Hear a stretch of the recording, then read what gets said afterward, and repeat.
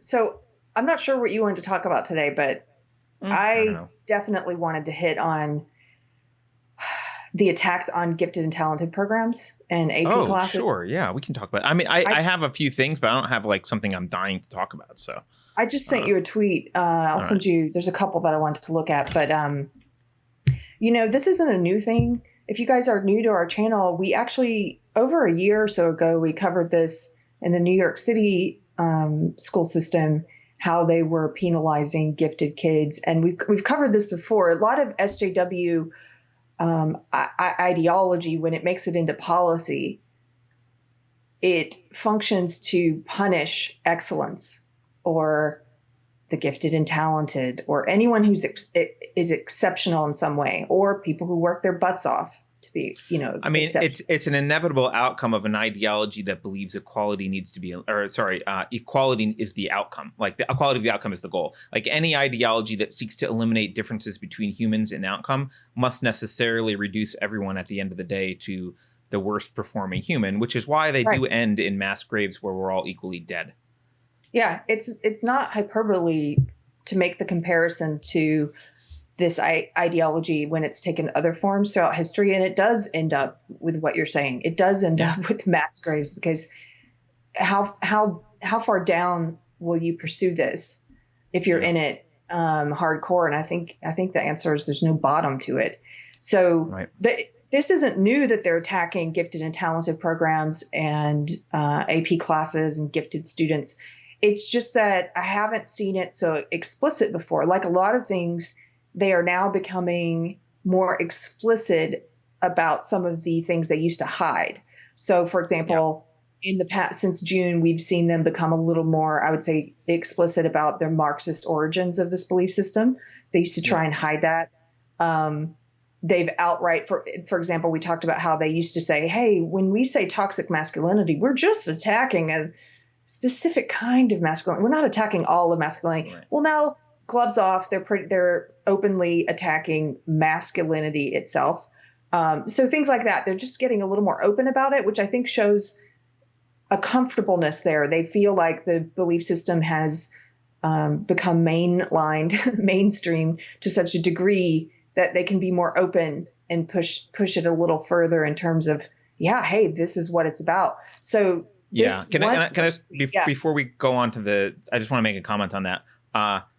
This is why it's important to understand the fundamental principles behind belief systems, because even a lot of the adherents of a belief system don't understand the fundamental principles. So they'll push something and they might very sincerely say, well, we don't mean all men. We just mean toxic masculinity, not all men. yeah, They really don't believe it, many of the people pushing it. But I the agree. principles behind it necessarily leads to that extension. And when you have a foundation of evil principles, there is no end to how they eventually get implemented, which is why you need to be able to identify things on principle and stop early. And many people, I think, because they're well-meaning people, think, well, they're not going to go that far. They just want to do this little bit of a thing, Yeah, and that little bit of a thing, I get that it's unprincipled or that it's against some principle that is good, but it's for this greater good, or it's okay, or it's just a little, or we need to compromise or whatever.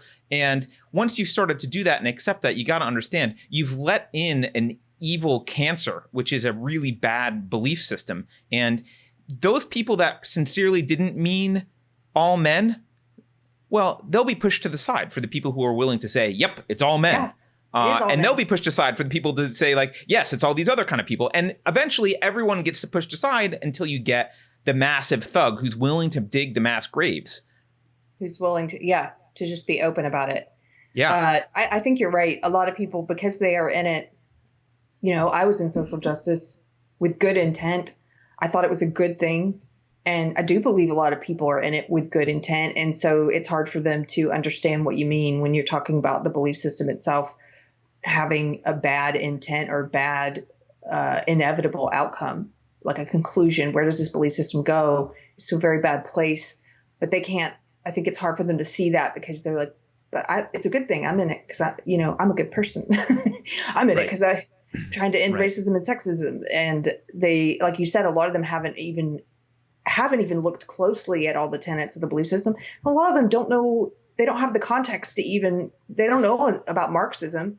Well, and I think their ability to think critically from principles and find contradictions in principles and care about eradicating them has been completely usurped and undermined by their public education. So they're the idea that that principles matter and that they should be consistent is just lost on them. It's just to them principled thinking and ideas and philosophy is this jumbled soup of random aphorisms that they've absorbed and well, you apply this one here and that one there and I don't know, whatever feels good. And they have zero philosophy skills. No, that's right. They just spit out the same things over and over, even if they don't. And they reveal sometimes they don't even understand what those things mean. Like one of the most common that I see them use incorrectly, and I just saw it this morning, someone was attacking Alex from book club online and they accused her of gaslighting them, and they didn't use almost never use gaslighting correctly. Do you think they're doing that intentionally, or they just don't know what it means? No, they don't know what it means. They're just repeating the phrases they've heard. They think gaslighting is appropriate to accuse you of if you disagree with them. Are you disagreeing? That's gaslighting. No, it's not. Disagreeing with the leftist is gaslighting. Right. Also, facts that contradict my opinion are gaslighting. It's all gaslighting, guys. They also accused her of tone policing. They pulled out the greatest hits. Tone policing that's one of my favorites. Yeah. So let's pull up this first tweet. This is something James Lindsay, who we just mentioned, we're going to be doing his and Helen Plucker's book next month. He was highlighting this, and like I said, this is the first time I've seen it so explicit. Look at Ida Bay Wells. She says, gifted programs should be eliminated. I mean, it's just out in the open. I mean, I appreciate the honesty. I do. Yeah, no, me too. The honesty to when they lie about what they're trying to do. Yeah, ditto. Yeah. Yeah. So she says they should be eliminated. Obviously, James Lindsay is going to say something brilliant after this. Let's see. The easiest way to achieve equity is everybody gets nothing, except the members of the party who administrate equity. The technical name for this organizational approach is Sovietism. Sure. Right. This is how. So yeah. It's actually not even just everyone gets nothing. It's like we take away stuff until everyone has the equal amounts of nothing. But yes. Equal amounts of nothing, yeah. This is not a super chat, but I just wanted to highlight this. In the chat, Rodrigo Seraphim says, Harrison Bergeron makes SJWs go, good idea. Right, yeah, totally.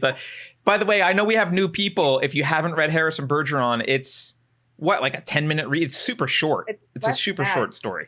Yeah. And I tweeted the link to it. It's online. You can read it for free. It's a short story by Kurt Vonnegut, and it is just very appropriate for this attack that we're now seeing on gifted and talented programs for kids. The other thing that I saw almost simultaneously with this was the link. I just sent you the link by the other one by Colin. Yeah, Colin. I want to say something about Colin. I really like Colin, and he was on our show like a long time ago talking about bugs and genetics, and it was great. And I wish that he was more popular. I kind of wanted Colin to rise to the James Lindsay status, and because he has really great arguments about this gender crap, and he's really great. So if you don't follow Colin, swipe right on Twitter, WRIGHT, follow Colin. All right. So what does he say, Carrie? Do you want to read it? No, you go ahead. Oh, okay. The Dalton School of Manhattan is having a race meltdown. It's absolutely insane. Teachers are holding the school for ransom with demands, but they're so extreme the school will crumble if they give in, but they'll crumble if they don't. Too. Here are some of the demands. Okay, let's look at this. Wow. The hiring of 12 full-time diversity officers. Do they need one for each month? Yeah. Now, by the way, I just want to cut in here. This is how they take over and ultimately destroy organizations, schools, city councils. In my small town, I'm in a social justice group to kind of see what they're up to in my town.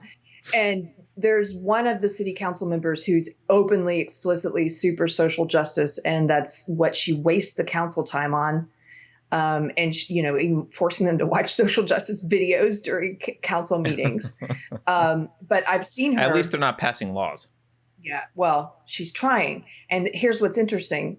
In the group I'm in, they openly discuss tactics, and they coordinate letter writing campaigns and all kinds of stuff. One of the things they've done is they've discussed they would like to have our little town form a committee on diversity, inclusion, and equity, on DI. And she's openly said, well, the first step to do that would be, it would be easier if we can get the council to bring in a diversity, inclusion, and equity expert. We need to bring in one of these educators, right? Who comes, a trainer to come in, and then have the trainer recommend a committee. This is all they planned this crap out. So do you know how Dalton got to this place? I don't, but I don't need to. I can guess. They brought in some diversity, inclusion, equity expert. They formed a committee. What does the expert say, or what does the committee say? What are these people always going to say? That you need more of us. Please make checks payable to Grift LLC. Yeah. Bring it. Now we need 12 of us. Yes. 12 of us. Oh, I just so happen to have this training program you could purchase for $500,000. Yeah. I just so happen to have a lot of friends who've also had these BS. Yes. I have other out-of-work SJWs you could hire. Yeah, certificates and crap to come in and cannibalize your school or your organization or city council and destroy it from the inside. By the way, good for society to be, it's good for, seriously. Here's a positive note. We are so successful that this is like a thing we can pay for. I mean, we shouldn't, but we have so much excess wealth that all these people are just like, these leeches can live for years doing this, and business goes on as normal. That's amazingly successill. It won't last forever, but wow. Yeah, they'll drain it. They'll drain it dry eventually, but these bloodsuckers will. Yeah, they can feast for a while. Yeah.